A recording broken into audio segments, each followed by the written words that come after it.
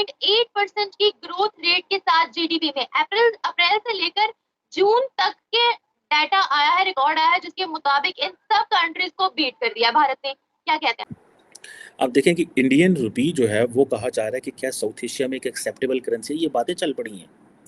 आबादी कम की जाए, पॉपुलेशन कम की जाए, क्योंकि हम ऐसे ग्रो नहीं कर पाएंगे। उस टाइम पे इंडिया की आबादी बढ़ती नजर आ रही थी और इंडिया वाले ये कह रहे थे कि हम अपनी आबादी को ही अपनी पावर बनाएंगे। ये उल्टी साइड पे इंडिया जा रहा है या सीधी साइड पे जा रहा है? पर जो इंडिया की अभी करंट स्पीड चल रही है उसके हिसाब से लोग कह रहे हैं कि ये 1.5 साल तो छोड़े, कहीं साल से भी पहले कहीं ना कर ले, मतलब अराउंड समवेयर अराउंड 12-14 मंथ्स के आसपास, मतलब साल के आसपास कहीं ये जर्मनी को बीट ना कर दे। अगू तुसी हिसाब ला लो कि की होंडे है तो की हो सकता है, और हमारे रुपए की तो हमारे साथ तो अफगानिस्तान भी कारोबार करने को तैयार नहीं। पाकिस्तान के साथ ट्रेड और बायलैटरल जैसे रिलेशन को डेवलप करना चाहती है, बढ़ाना चाहती है। अब मैं आपको बताऊंगी कि हमारे भारत के अंदर ही 5 ऐसे स्टेट हैं जो अकेला इकोनॉमिक और जीडीपी को के ग्रोथ को हमारे हिंदुस्तान के लिए पिलर बन करके दे देता है।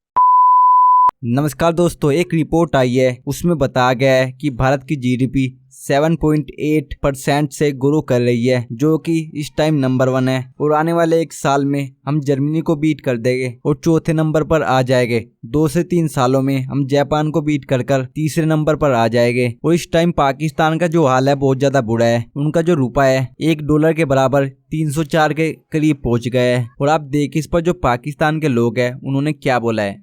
7.8% की ग्रोथ रेट के साथ जीडीपी में अप्रैल से लेकर जून तक के डाटा आया है, रिकॉर्ड आया है, जिसके मुताबिक इन सब कंट्रीज को बीट कर दिया भारत ने। क्या कहते हैं आप?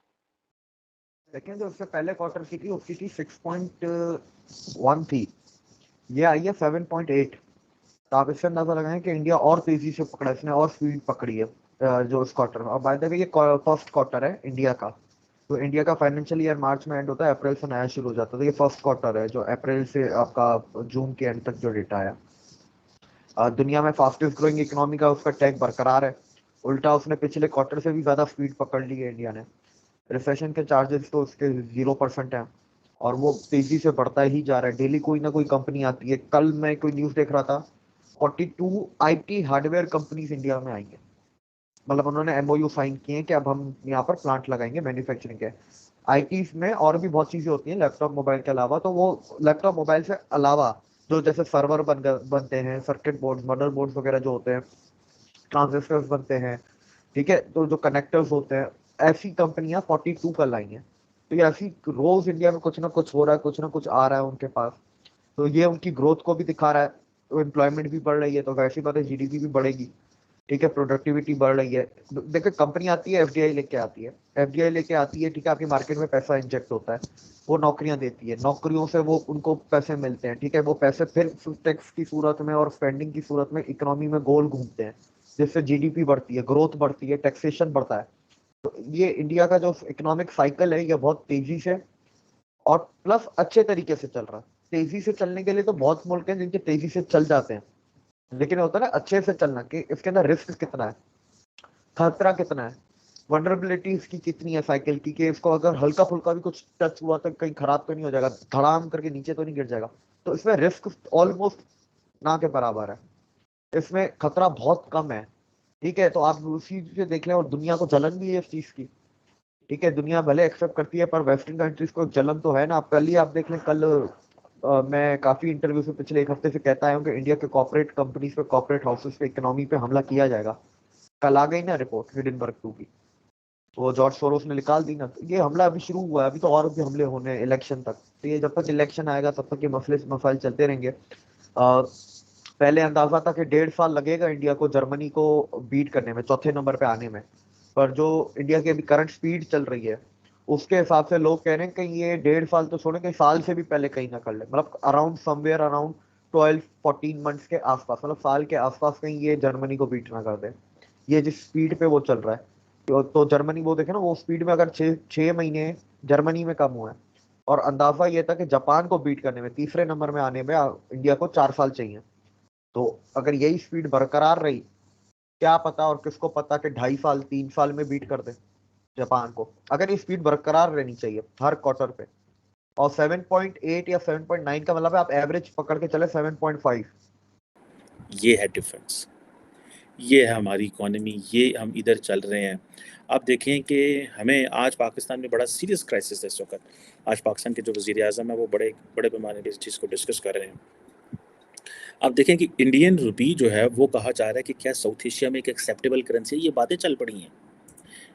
आप ये देखें कि क्या इंडियन रुपया जो है वो एक्सेप्टेबल है, ये इस वक्त कहानी चल चुकी है। ठीक है जी। अब सुनने में आ रहा है कि इंडियन रुपया जो है वो 18 एक मुल्कों में, 19 मुल्कों में उसको जो है वो ट्रेड कर सकता है। India on one hand is working with the US, but on the other hand is working for the de-dollarization. International market में जो ग्लोबल इकोनॉमिक स्लो डाउन है, इसको इंडिया इसकी अपॉर्चुनिटीज़ को ले रहा है। ठीक है, हम अपने इस इंटरनल क्राइसिस में फंस गए हैं। हमारे पास डॉलर नहीं है, हमारे पास हमारे रुपए की वैल्यू नहीं है, हमारे रुपए में कोई काम नहीं करना चाहता। ठीक है जी। अब जो रिजर्व बैंक ऑफ इंडिया है उसने 18 मुल्कों के साथ, जिसमें जर्मनी भी शामिल है, जर्मनी, यूके, सिंगापुर, कीनिया, बहुत सारे मुल्कों के साथ वो कारोबार करने जा रहे हैं इन दी इंडियन रुपी। अगू तुसी हिसाब ला लो कि की होंडे है तो की हो सकता है। और हमारे रुपए की तो हमारे साथ तो अफगानिस्तान भी कारोबार करने को तैयार नहीं। जीडीपी है जो डाउनफॉल की तरफ जा रही है। मुख्तलिफ जो अगर हम सेक्टर्स की बात करें, मुख्तलिफ कंट्रीज की, इवन चाइना की बात करें, जीडीपी डाउनफॉल की तरफ जाती नजर आई कोरोना के टाइम पे। लेकिन इसी टाइम पे इंडिया की जीडीपी ऊपर जा रही है, जहां पे ये कहा जाता था कि भाई आबादी कम की जाए, पॉपुलेशन कम की जाए, क्योंकि हम ऐसे ग्रो नहीं कर पाएंगे। उस टाइम पे इंडिया की आबादी बढ़ती नजर आ रही थी और इंडिया वाले ये कह रहे थे कि हम अपनी आबादी को ही अपनी पावर बनाएंगे। ये उल्टी साइड पे इंडिया जा रहा है या सीधी साइड पे जा रहा है? देखिए, मैंने पहले भी कहा कि चाणक्य का एक कोट है शोएब भाई, Chanakya says give your wealth only to the worthy and never to others. जिस तरह से हमारे बायलैटरल रिलेशंस हैं, जिस तरह से मोदी जी की विजिट है, वो अपने आप में एक बहुत बड़ा एग्जाम्पल है कि वाकई में आज पूरी दुनिया हिंदुस्तान के साथ जुड़ना चाहती है और हिंदुस्तान के साथ ट्रेड और बायलैटरल जैसे रिलेशन को डेवलप करना चाहती है, बढ़ाना चाहती है। अब मैं आपको बताऊंगी कि हमारे भारत के अंदर ही 5 ऐसे स्टेट हैं जो अकेला इकोनॉमिक और जीडीपी को के ग्रोथ को हमारे हिंदुस्तान के लिए पिलर बन करके दे देता है, पिलर बन के दे देता है। 5वें नंबर पर चेन्नई, इनकी जीडीपी है 79 बिलियन।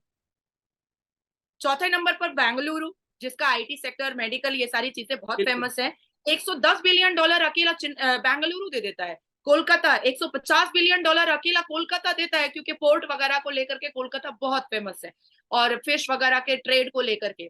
दिल्ली का जीडीपी 210 बिलियन, अकेला अकेला दिल्ली 210 बिलियन दे रहा है भारत को। मुंबई जीडीपी 278 बिलियन डॉलर अकेला महाराष्ट्र, जिसको सपनों का शहर कहा जाता है, जिसको हॉलीवुड और फॉरेन कंट्री कहा जाता है, जहां हमारे शाहरुख खान रहते हैं, जहां हमारे सलमान खान रहते हैं, तो अकेला 278 बिलियन डॉलर जो है वो हिंदुस्तान को महाराष्ट्र दे देता है।